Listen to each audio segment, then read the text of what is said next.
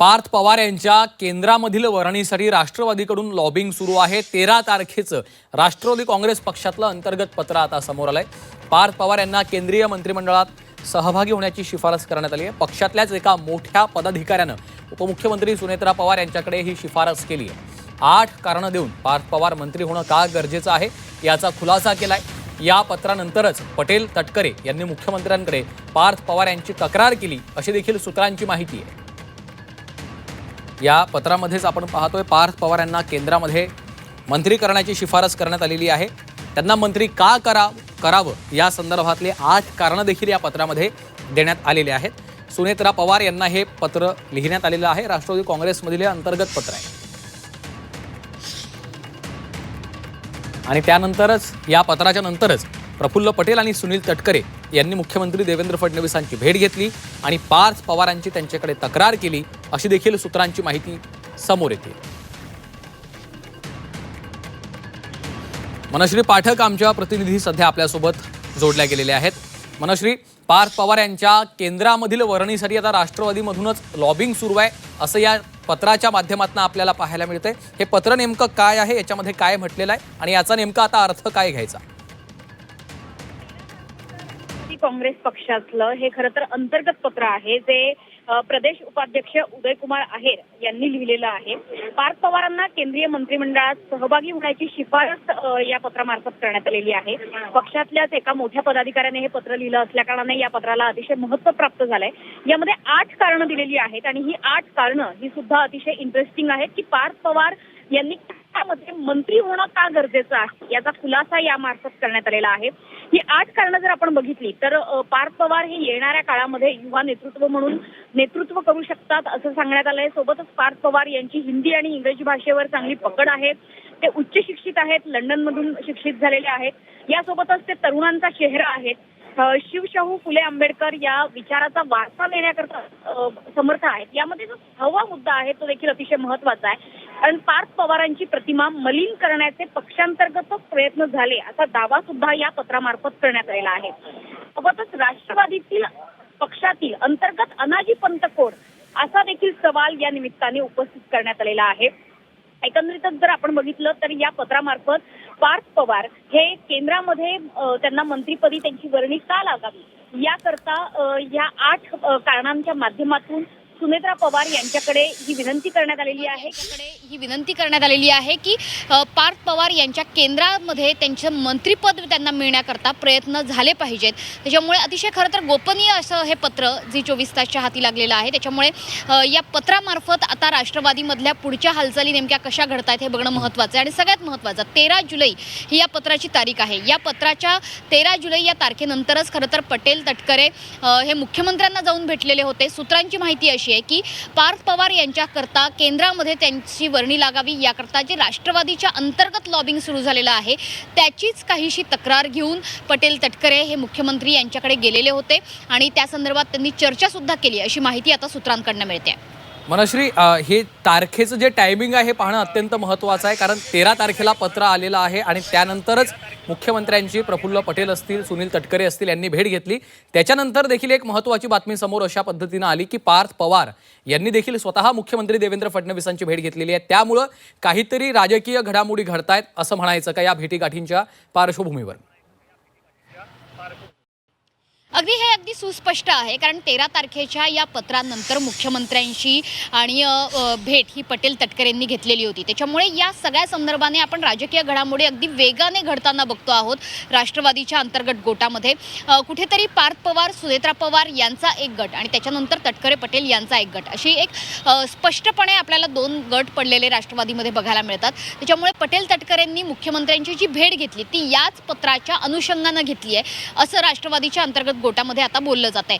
राष्ट्रवादीतल्या एका मोठ्या गटाचं हे म्हणणं आहे की पार्थ पवारांची केंद्रामध्ये वर्णी लागावी आणि ज्या पद्धतीने आपण चर्चा करतोय की जी 8 कारणं या पत्रामध्ये देण्यात आलेली आहेत या 8 कारणांमधलं जे 6वं कारण आहे ते सर्वाधिक महत्त्वाचं कारण सांगितलं जातंय की जाणीवपूर्वक पार्थ पवार यांची प्रतिमा मलिन करण्याकरता काही जण प्रयत्न करतायत असा दावा या पत्रातून करण्यात आलेला आहे। त्यामुळे राष्ट्रवादीच्या अंतर्गत असणारे झारीतले शुक्राचार्य नेमके कोण असा देखील सवाल या निमित्तानं उपस्थित होतो आहे। मनश्री, तुम्हाला थोडंसं थांबवतोय. राष्ट्रवादी काँग्रेसचे प्रदेश उपाध्यक्ष उदयकुमार आहेर सध्या आपल्यासोबत थेट फोनलाईनवरनं जोडले गेलेले आहेत, ज्यांनी खरं तर हे पत्र लिहिलेलं आहे. आपण त्यांच्याशी चर्चा करूया, त्यांची काय भूमिका आहे. उदयकुमारजी, तुमचं हे जे पत्र आहे राष्ट्रवादी काँग्रेस पार्टीच्या अंतर्गत लिहिलं गेलेलं आहे, या पत्रात हे पत्र तुम्ही एकतर कधी लिहिलं आणि यामागची भूमिका काय होती, आणि तुमच्या या पत्रानंतर यावर काही खुलासा उत्तर तुम्हाला आलंय का? आणि पहिल्यांदा एक खुलासा मी या ठिकाणी करू इच्छितो की माझ्या छोट्या छोट्या ज्या काही गोष्टी असतील त्या सुद्धा मी मीडियापर्यंत पोहोचून त्यांना जनतेपर्यंत पोहोचवण्याचा विनंती मीडियाला करत असतो. मात्र 13 तारखेला लिहिलेलं हे पत्र जे आहे हे मी मीडियापासून मुद्दामच बाजूला ठेवलेलं पत्र होतं. त्याची अनेक कारणं आहेत, पण हे आपल्यापर्यंत पोहोचलं हीच माझ्यासाठी खूप आश्चर्याची आणि विशेष गोष्ट आहे. त्याबद्दल तुमच्या प्रतिनिधींचं आणि तुमचं सगळ्यांचं अभिनंदन. खरं तर हे 13 तारखेला लिहिलेलं पत्र आहे आणि या पत्रामध्ये पक्षवाढीच्या दृष्टिकोनातनं केंद्रीय मंत्रिमंडळामध्ये पार्थदादा पवार यांचं असणं का गरजेचं आहे याच्याविषयीच्या अंतर्गत काही गोष्टी ज्या होत्या त्या वहिनींपर्यंत पोहोचवण्याचा माझे जे विचार आहेत आणि माझ्या सोबत जे 23 जिल्ह्यातल्या लोकांनी प्रवेश केलाय आणि इतर पण जे काही लोकांशी आमची सातत्याने चर्चा होत असते वेगवेगळ्या क्षेत्रातल्या लोकांशी, त्याच्यातनं पुढे आलेला हा विषय आहे आणि तो विषय मी पत्राद्वारे 13 तारखेला मांडण्याचा प्रयत्न केलेला आहे. बरं, उदयकुमारजी, याच्यामध्ये एक मुद्दा असा आहे की तुमचं हे पत्र समोर आल्याच्या नंतरच मुख्यमंत्र्यांची प्रफुल्ल पटेल असतील, सुनील तटकरे असतील यांनी भेट घेतली आणि पार्थ पवार यांच्या तक्रारींचा पाढाच त्यांनी वाचला असं देखील समोर आलेलं आहे. नाही, मला त्याबद्दल माहिती नाही. भेट झाली हे मी मीडियाच्या माध्यमातून बघितलंय, परंतु त्या पत्रामुळे भेट झाली किंवा पार्थदादांच्या विषयी तक्रारी करायला ते गेले होते याची कुठलीही अधिकृत माहिती माझ्यापर्यंत नाही आणि मला तसं वाटत नाही की ते पार्थदादांच्या तक्रारी करायला वगैरे गेले असतील. त्यांनी त्याचं स्पष्टीकरण, पुरेसं असं स्पष्टीकरण आदरणीय वहिनींपर्यंत दिलेलं आहे. त्यामुळे त्या विषयाचं मला काही ते फार काही गांभीर्यपूर्वक घेण्याची त्या रात्रीची गोष्ट आहे असं वाटत नाही. ती गोष्ट त्याच ठिकाणी संपली. उदयकुमारजी, आणखी एक याच्यामध्ये महत्त्वाचा मुद्दा, तुम्ही पत्र लिहिल्याच्या नंतर सुनेत्रा पवार असतील, स्वतः उपमुख्यमंत्री किंवा पक्षातले इतर वरिष्ठ नेते असतील, यांच्याशी कुणाशी तुमचं बोलणं झालं या संदर्भात? ते आमचं बोलणं सातत्याने सुरूच असतं, वरिष्ठ नेत्यांशी असेल, वहिनींसोबत असेल. आता ते त्या संदर्भात नेमकं काय निर्णय घ्यायचा आहे काय नाही त्याच्याविषयी जे बोलणं झालेलं आहे ते काही मी आजच लगेच मला एक्सपोज करायचं नाहीये, कारण की काही गोष्टी अशा असतात की त्यासाठी वेळ येऊ द्यावी लागते आणि ती वेळ निश्चितपणे लवकरच येईल, जवळ येऊन ठेपलेली आहे. तुमच्या या पत्रानंतर पार्थ पवारांनी देखील मुख्यमंत्र्यांची भेट घेतलेली आहे, त्याचा देखील कुठेतरी याच घटनेशी संदर्भ आहे? मी मगाशीच जसं म्हणालो की जसं तटकरे साहेबांच्या, पटेल साहेबांच्या भेटीचा संदर्भ या गोष्टीचा नसावा, तसंच मला असं वाटतं की पार्थदादा हे रेग्युलरली वेगवेगळ्या त्या राज्यसभेचे खासदार आहेत आणि पक्षाचे एक जबाबदार नेते आहेत. काही ना काही कारणामुळे जसं पटेल साहेब आणि तटकरे साहेब काही विकासाच्या दृष्टिकोनातून परवाच्या दिवशी मुख्यमंत्री साहेबांना भेटले होते त्यांचे काही कामं घेऊन, तसं पार्थदादा पण त्यांची काही कामांच्या वतीने म्हणजे कामांसाठी काही वेगवेगळ्या विषयांसाठी कदाचित मुख्यमंत्री महोदयांना रात्री भेटले असतील. उदयकुमारजी, माझी सहकारी मनश्री आपल्या सोबत आहे, तिला देखील तुम्हाला काही प्रश्न विचारायचे आहेत. मनश्री.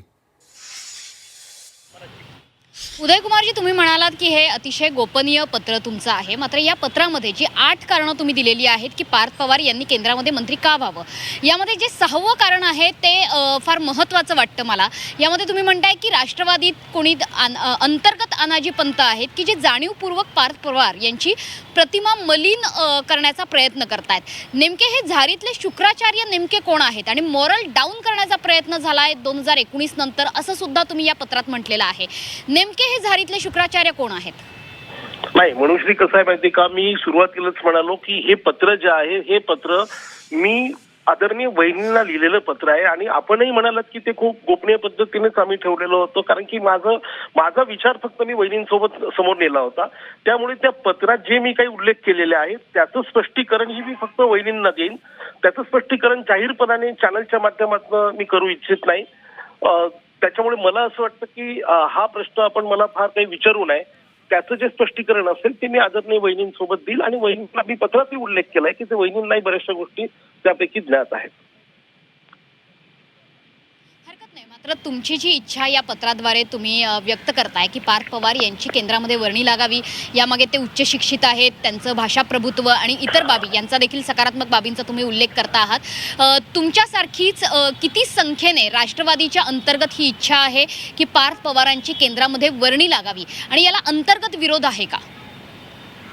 मला असं वाटतं की राष्ट्रवादी काँग्रेस पक्षामध्ये देश पातळीवर किंवा राज्यामध्ये महाराष्ट्रात सुद्धा जी लोक कार्यकर्ते म्हणून पदाधिकारी म्हणून काम करतायत, आमदार असतील, खासदार असतील, इतरही लोक, ह्या प्रत्येकाच्या मनापासूनची इच्छा आहे ही आदरणीय स्वर्गीय अजितदादा पवार यांचे विचार, शाहू फुले आंबेडकरांचे विचार या देशामध्ये रुजवण्याच्या दृष्टिकोनातनं राष्ट्रवादी काँग्रेस पक्ष वाढला पाहिजे. आणि तो वाढण्यासाठी युवा चेहऱ्याची गरज आहे. 21व्या शतकामध्ये आपण खूप दुर्दैवाने म्हणावं असं वाटेल की 21व्या शतकातला तरुण हा राजकारणापासून दूर जातोय आणि त्या तरुणाला जर मुख्य प्रवाहात आणायचं असेल, राजकारणाच्या मुख्य प्रवाहात आणायचं असेल तर पार्थदादांसारखा आश्वासक चेहरा असावा असं आमच्या पक्षातल्या सर्वच नेत्यांना, कार्यकर्त्यांना वाटतं. त्यामुळे पार्थदादांचं केंद्रीय मंत्रिमंडळात जाणं हे किती गरजेचं आहे हे राष्ट्रवादी काँग्रेसच्या प्रत्येक कार्यकर्त्याला त्यांची ती भावना आहे. मी फक्त पत्र लिहून ती वहिनींसमोर मांडण्याचा प्रयत्न केलेला आहे. ठीक आहे उदय कुमारजी, तुम्ही तुमची भावना मांडलेली आहे, मात्र आता तुमच्या पत्राला कशा पद्धतीने दखल त्याची घेतली जाते हे देखील आपल्याला पाहायचं आहे. तुर्तास धन्यवाद, तुम्ही आमच्याशी सविस्तर चर्चा केली, बातचीत केली यासाठी. राष्ट्रवादी काँग्रेसचे नेते उमेश पाटील सध्या आपल्यासोबत फोनलाईनवरनं जोडले गेलेले आहेत. पाटीलजी, राष्ट्रवादी काँग्रेसमधलं हे अंतर्गत पत्र आहे. उदय कुमारजी यांची देखील भूमिका तुम्ही आमच्या चॅनलवर थोड्याच वेळापूर्वी ऐकली असेल. पार्थ पवार यांना केंद्रामध्ये मंत्री करण्याची शिफारस त्यांनी या पत्राच्या माध्यमातून केलेली आहे. त्याची त्यांनी 8 कारणं देखील दिली आहेत आणि पार्थ पवार यांची प्रतिमा मलिन करण्याचा कोणीतरी प्रयत्न करतंय असं देखील त्यांचं म्हणणं आहे. तुमचं यावर काय पहिली प्रतिक्रिया आहे? हे पहा, केंद्रीय मंत्रिमंडळामध्ये कुणाचा समावेश करायचा हा सर्वस्वी अधिकार देशाचे पंतप्रधान नरेंद्रजी मोदी यांचा तो अधिकार आहे आणि त्यांनाच तो असतो. अर्थात आम्ही एनडीएचे घटक पक्ष आहोत आणि मंत्रिमंडळाचा केंद्रामध्ये विस्तार होणार असेल आणि घटक पक्षाच्या सर्वच पक्षांना त्या ठिकाणी रिप्रेझेंटेशन करण्याची संधी दिली जात असते.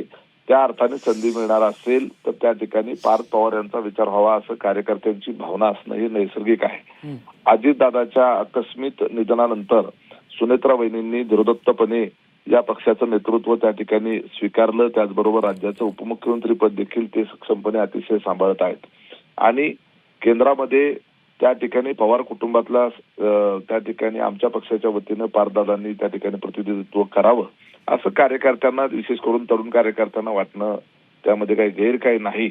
पण सर्वस्वी हा निर्णय जो आहे तो स्वतः सुनेत्रा वहिनी आणि पार्थ पवार किंवा त्या कुटुंबाने हा निर्णय घ्यायचा आहे.